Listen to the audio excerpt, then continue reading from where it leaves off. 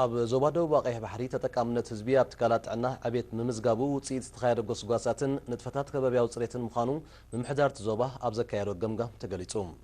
ኣብ ዓመተ ትምህርቲ 2013-2014 ውፅኢት ተምሃሮ ዝምስገን እኳ እንተነበረ ተሳታፍነት ደቂ ኣንስትዮ ኣብ ማእዲ ትምህርቲ ግን ምስቲ ኣብ ጽላት ትምህርቲ ዝግበር ወፍሪ ብምንጽጻር ትሑት ስለ ዘሎ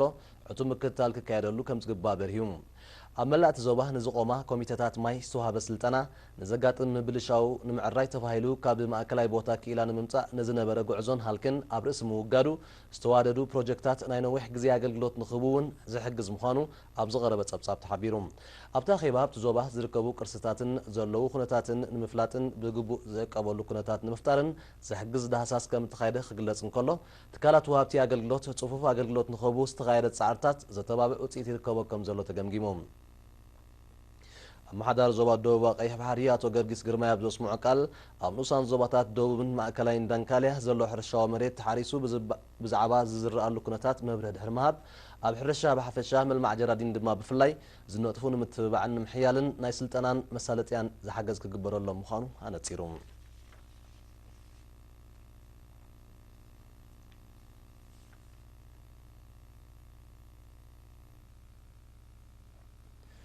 ሓረስቶት ዝናብ ክረማት ኣብ ረሕቦም ብምውዓል ብርኩት ምህርቲ ንምሕፋስ ጻዕርታቶም ካሕይሉ ኣመሓዳሪ ዞባ ደቡብ ኣቶ ኤፍሬም ገብረ ክርስቶስ ምስ ወከልቲ ህዝቢ ማይ ድማ ኣብ ዘካየዶ ርክብ ኣዘኻኺሩ። ኣብቲ ንኡስ ዞባ ብሓፈሻ ውሕስነት ምግቢ ንምርግጋጽ ንዝተኻየደ ንጥፈታት ዘመወጎሰ ኣቶ ኤፍሬም ውፅኢታውነቱ ክብርኽ ምእንቲ ሓረስቶት ኩነታት ዝናብ ኣብ ግምት ብምእታው ጥብ ዝበለት ማይ ኣብ ግራውቶም ከም እትተርፍ ክገብሩን ምስ መሬቶም ዝሰማማዕ ኣዝርእቲ ክጥቀሙን ጸዊዑ። ብሕጋዊ ኣገባብህን መስርሕን መሬት ምጥቃም ግቡእ ምዃኑ ዘነጸረ ኣመሓዳሪ ዞባ ደቡብ ብኢደ ዋኒንካ ዝግበር ተጠቃምነት መሬት ዘይሕጋውን ዝሕትትን ምዃኑ ብምምልካት ኩሉ ኣብ ልዕሊ መሬት ዝግበር ሕርሻዊ ይኹን ካልእ ንጥፈታት በፍልጦ ዝምልከቶ ኣካል ክኸውን ከም ዝግባእ ኣስሚሩሉ። ብዘይካዚ ማይ ድማ ብዘለዋ ስትራቴጂካዊ ኣፍ ደገታትን ጥጡሕ ጽርግያን ንንግዳዊ ንጥፈታት ምችእቲ ብምዃና ሰብ ጸጋ ነዚ ብልጨታት ዝተጠቒሞም ኣብ ዝተዋፈረሉ ጽላት ቁጠባ ኣበርቲዖም ብምስራሕ ኣብ ሃገራዊ ቁጠባ ኣበርክቶኦም ከዕዝዙ ተላብዩ።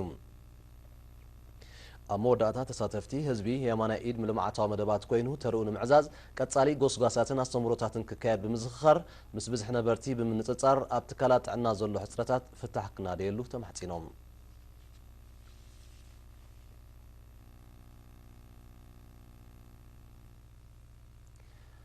ሓረስቶት ንኡስ ዞባ ሃይኮታ ልዕሊ 14,000 ሄክታር ንምሕራስ ካብ ፈለማ ወርሒ ሓምለ ጀሚሮም ኣብ ሓያል ንጥፈታት እዮም ተጸሚዶም ዘለዉ። እዚ ጻዕርታት እዚ ምህርቶም ክሳብ ዝሓፍሱ ክቕጽል እዩ መዘኻኸሪ ቀሪቡ ዘሎ። ወኪል ኤሪና ተስፋ ኣለም ኪዳነ ንዘዳለዎ ጸብጻብ ብርሃን ዓንደ መስቀል። ሓረስቶት ንኡስ ዞባ ሃይኮታ ምህርቶም ኣብ ቆፍኡ ክሳብ ዝኣቱ እኹል ምክትታልን ክንክንን ከካየዱ ሓላፊ ቤት ጽሕፈት ሚኒስትሪ ሕርሻ ኣብቲ ንኡስ ዞባ ኢንጂነር ዳዊት ብርሃነ ኣዘኻኺሩ። ኢንጂነር ዳዊት ንኤሪና ብዝሃቦ ሓበሬታ ክራማት ቀልጢፉ ብምጅማሩን እኹላት ትራክተራት ኣብ እዋንን ስለ ዝመጻን ሓረስቶት ብዘይ ጸገም ሕርሻዊ ንጥፈታቶም ከሰላስሉ ከም ዝጸንሑ ጠቒሱ ድሕሪ ማሕረስ ዘሎ ንጥፈታት ንምዕዋት ዘይተሓለለ ጻዕርታት ከካይዱ ጸዊዑ። ኢንጂነር ዳዊት ኣስዒቡ ሓረስቶት ብሕፅረት ዘርኢ ከይሳናኸሉ እውን ሚኒስትሪ ሕርሻ 100 ኩንታል ምሩፅ ዘርኢ ከም ዝዓደለ ኣብርሂቡ። ናይ 2014 ክራማት ካብ ዕለት 1 ወርሒ 7 ኢና ክንሓርስ ጀሚርና። እቲ መደብ ከዓ ብክልተ ኣገባብ ኢና ሒዝና ዘለና ብመንግስቲ መንግስታዊ ገራጅ ዝሕረስ መሬትን ብናይ ትራክተር ናይ ውልቅን ዝሕረሳ እቲ ሳልሳይ ከዓ ብናይ ያታዊ ማሕረስ ማለት እዩ። ኣብ ንኡስ ዞባና ዳርጋ እቲ ዝበዝሐ ብትራክተር እዩ እቲ ህዝቢ መብዛሕትኡ ትራክተር እዩ ዝሓርስ። ሕጂ ናይ ትራክተር ናይ መንግስትን ጀሚርሎ ብያታዊ እውን ማዕረ ማዕረ ይብሎ ኣብ ናይ ለዘበን ዓመት ናይ 14,246 ሄክታር ዝኸውን ከም መደብ ንኽሕረስ ሒዝና ኣለና ማለት እዩ። ኣብዚ ሕጂ ከባቢ 600 ዝኸውን ብናይ መንግስቲ ሓሪስና ኣለና። ብጠቕላላ ናይ 2500 ሄክታር ዝኸውን ሓሪስና ኣላ ብናይ መንግስትን ብናይ ውልቅን ማለት እዩ። ሓረስቶት እቲ ንኡስ ዞባ ኣቐዲሞም ብዝናብ ክራማት ተባሕኪጉ ኣብ ዝጸንሐ ናይ ሕርሻ መሬት ናይ ምዝላይን ምምድማድን ንጥፈታት ምክያዶም ኣብ እቶታውነት እወታዊ ተራኸም ዘለዎ ዝተቐሰ ተጸዋዒ ልምዓት ብቑሊ ኣብቲ ንኡስ ዞባ መንእሰይ ሰሎሞን ፀሃየ በጎኑ ብቐጻሊ ሞያዊ ምኽርን ጎስጓስን ከም ዘካይዱ ኣብርሂቡ። أب وانوين مزين لو معنا لو معامل تراكترات هاي منقستي بسبيشالي أب وانين مزين أب وانو خي حرس الله كلام محدار كاويتات زمال له اللي أخنك سبع لبو جن أبزح عشان كذا لو بمولا ناي تراكترات ناي منقستين كمو كفليتو أدمعنتو وصيتا وصل زهانك قدامنت بناي تراكترات منقسي زعمم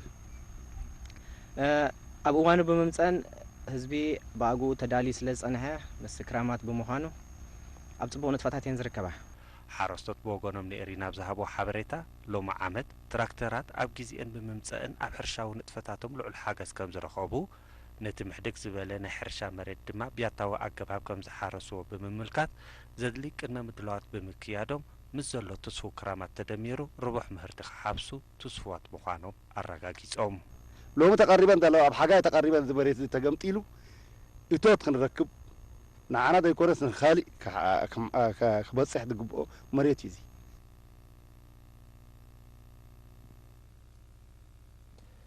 تمارو هفلطوم اب حق عبيومن بكبرتات حبرتسبوم تغنزيومن اب مكلخال جبناتن بدلاتن بزحايل كنطفو ازاز مدبر بوليس نزوب حجاز مختل تلنته كفليسوس إساق أزخاخيرون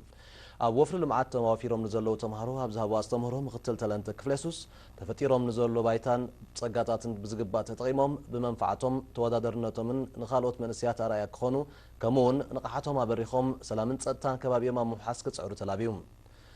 مسنا زحلف عمت بمنصار متن جبناتن بدلاتن اب زحلف شدش شوارح ب 14 ميتايت كم زغودله زحبره مختل تلنته كفليسوس حدقاتا تشكركرتي اب سب نبرتن زسعبو غدات ان عبي مصب مهلاو ملحت تشكركرتي اب غعزوم عتوب تنقاقات كزوترو صويعم راي بوليس إيرترا سلام رجعتن لعلنا حقن زسفون حبتسب هناتيو زباله مختل تلنته كفليسوس حزبي متحبارو مس بوليس حيلو اب مكل خال مقصارن جبناتن حدقاتاتن زلو ابركتو كبلمنتي اب حق زلو افلطو كبرخا زخاخيروم تمهارو بوغنوم زوهاب استمرون زكاد غوسغاساتن اب حقي ملو افلطو نخلوم زحجز مخانو بمتكاس حدقاتات تشكركرتن مقصار زحجز ملكتات اب كتما حجاز ببزح قتكل طعنان زي ترغاغص مخاين دما مكتي كغبرلن تلابيوم